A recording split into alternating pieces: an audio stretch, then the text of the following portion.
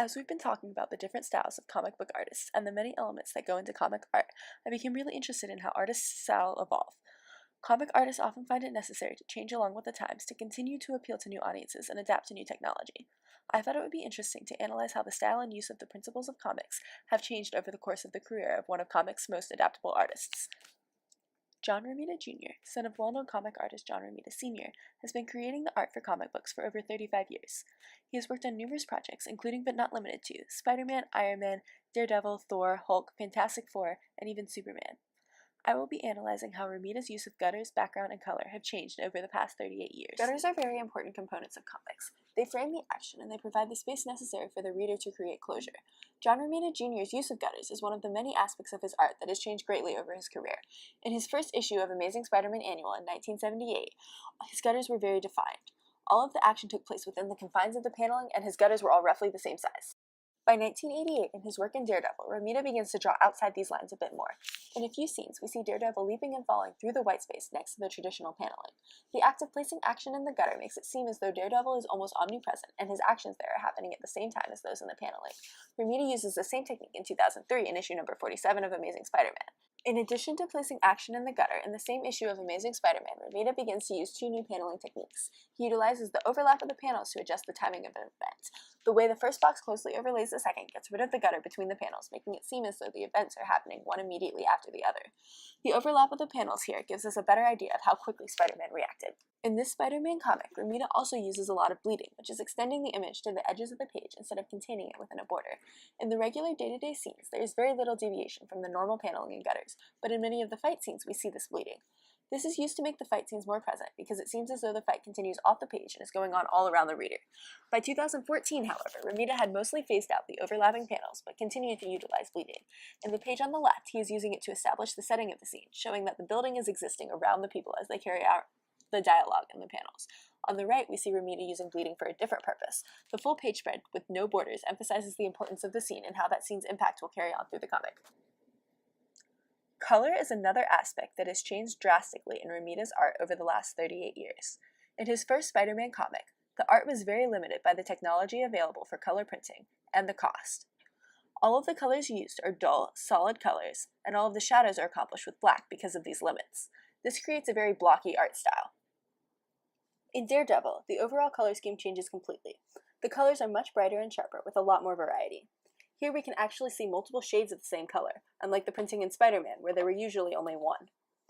In Amazing Spider-Man, the color scheme stays pretty consistent across all the pages, while in this issue of Daredevil, each page has a different color scheme reflecting the overall mood of the action. In the page on the left, there is a pale pink color scheme. The muted tones reflect the fact that most of the scene is happening inside her head, and the color pink is associated with love, which is appropriate as she ruminates over her past lovers. The second page spread is shown mostly colored with black and white and sharp contrast.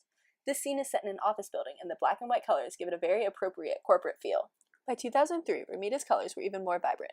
By this time, largely because of printing improvement, he had started to draw characters and settings with more realistic shadows and highlights. These differences are especially noticeable in Spider-Man's suit, where we can see the light glinting off his shoulders, something that did not appear in the earlier comics.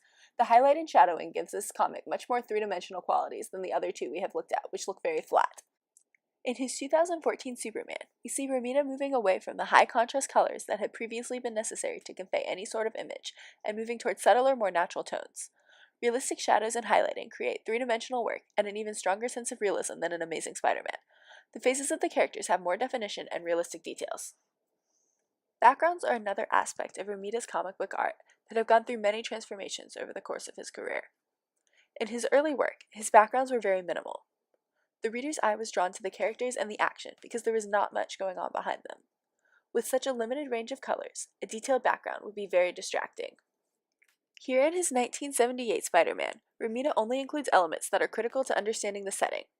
As we see, the only real object in the background here is the staircase and the outlines of the people. Romita frequently uses the technique of drawing background characters in monochromatic tones, refraining from giving them any kind of defining features. This keeps the reader from focusing too much on the non-essential details of the story. Romita continues his use of simple backgrounds into his work in Daredevil. The page shown on the upper left depicts only fire burning behind the characters. On the right we see more variety in the backgrounds, but they are still very simple, featuring few colors and few small details. The bottom left image shows Romita again drawing people in the background in monochrome to keep the attention on the characters important to the scene. As time passes, Romita's backgrounds continue to become more detailed.